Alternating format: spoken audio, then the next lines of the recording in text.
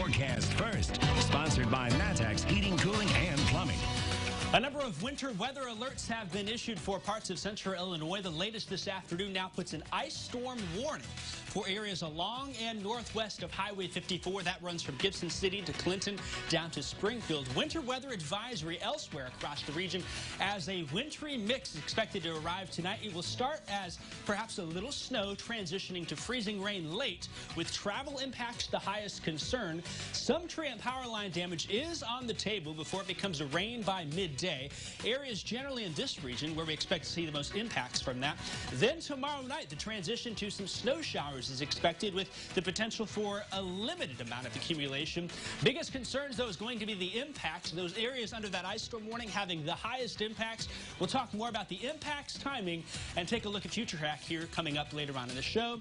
WCIA 3 News at 5 starts right now. Now on WCIA 3 News. We told you about a county defying state public health guidance to allow indoor dining. But could the capital city crack down why bars and restaurants in Springfield are looking to their leaders?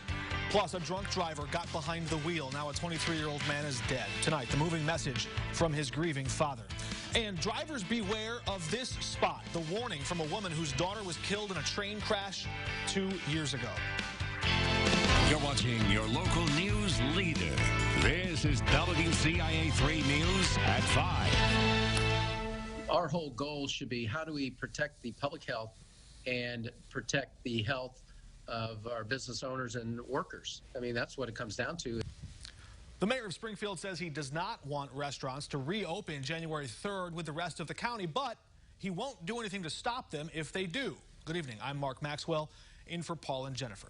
The Sangamon County Board put Mayor Jim Langfelder on the hot seat, announcing the county would defy the state of Illinois and allow bars and restaurants to open and seat up to 25% of their tables starting January 3rd. WCIA 3's Cole Hankey is live now in our Springfield newsroom. Cole, the mayor seems to be giving bars and restaurants there a bit of a mixed message here. Yeah, that's right. The mayor has made it clear in the past that he wanted to see indoor dining at restaurants reopen early on in the new year, but he wasn't expecting it to be this early. Yesterday, after the county blindsided the mayor with their decision to reopen indoor dining with a quarter capacity limit, the mayor took his time to figure out how he would respond. Well, today, he's pretty much saying the matter's out of his hands. He says when it comes to restaurants that don't serve alcohol, the city has no real authority to keep them closed, since the city can only suspend liquor licenses. So now the mayor is saying, I'd rather you not open, but if you do, we won't and can't do anything about it. But as far as opening up the restaurants, I'm all for it. But I think you have to have that distinction of timeline, because you want to make the commitment to keep them open for 25% capacity. I think we could figure out a way using health precautionary measures and figure it out. Bars in the city will not be as lucky as restaurants. The city can pull liquor licenses, and the mayor says that those bars without a kitchen cannot reopen for indoor dining. The mayor did say that Springfield Police Department will continue to enforce the city's masking and social distancing guidelines in those restaurants that will have indoor dining. And for now, coming up at 6, we also spoke with the Sangamon County Public Health Director, who is supporting the county's move to allow indoor dining, despite the evidence that the state is proposing, and saying that that could spread COVID numbers. Reporting in Springfield, I'm Cole Hankey, WCIA 3, your local news leader. Cole, thanks. And that liquor license is one step, but there's a second, which is the state option to fine businesses $2,500. Sounds like the mayor's not going to go in that direction. All right. Yeah. Cole, thanks. We do have a statement from the Director of Public Health just tonight, responding to the mayor's announcement, saying in part, I just want to assure the community that the decision to allow our hard-pressed restaurants and bars to operate at 25% capacity was based upon recognized scientific metrics, and the plan reflects the current conditions in Sangamon County and our medical advisor's judgment that we may safely resume limited indoor dining if we continue to take careful precautions.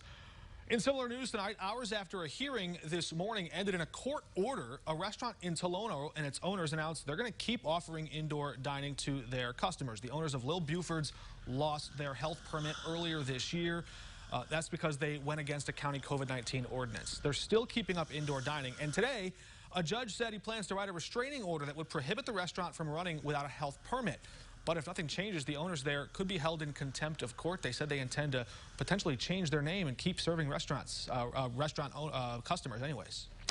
Here's a look at where the latest coronavirus numbers stand in Illinois right now. Illinois reporting another jump in cases, but still down from our fall peak last month. The state reporting more than 8,000 new cases today. 133 more people have died. On average, 9% of tests are coming back positive this week. Nearly 4,100 people are in the hospital in Illinois. In Region 3, ICU beds are filling up. 3 and 4 beds are occupied, 75%. 68% of ICU beds in Region 6 are full. Tonight, an urgent plea from a grieving father. Don't drive drunk. Steve Brannon lost his 23-year-old son, Tristan, in a Piatt County car crash yesterday.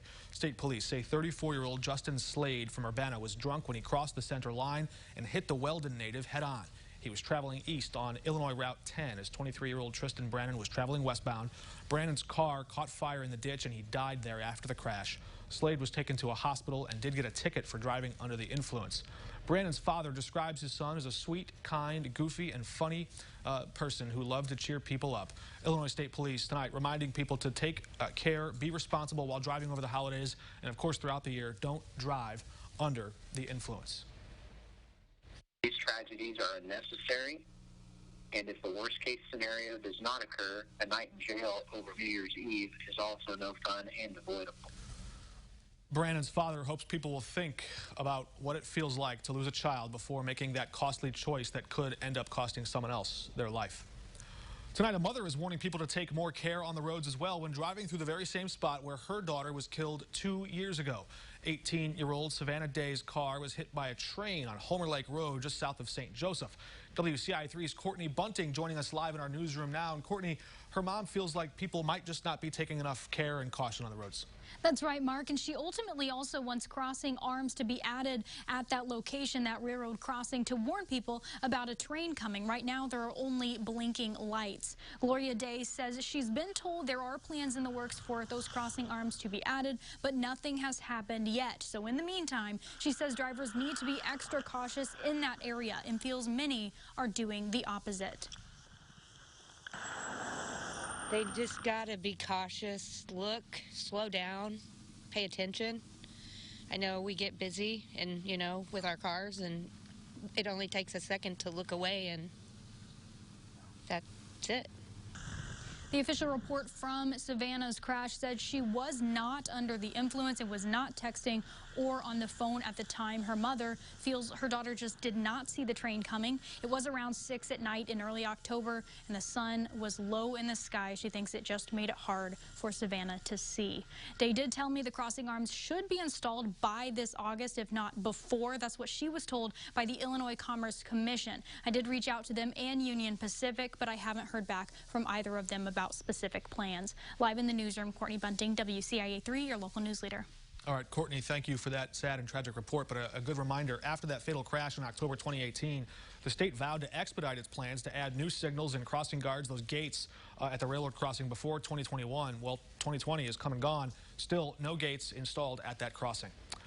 Springfield police need your help to track down a suspect in a Christmas Eve armed robbery. They say a cab picked up a man on Saratoga Drive between Concord and Cumberland, then drove him to Pope near the Holly Drive intersection. They say that man cocked a gun and demanded the driver's money, then ran away. He was seen wearing a red skull cap, black jacket, and had short hair, appeared to be between 19 and 20 years old.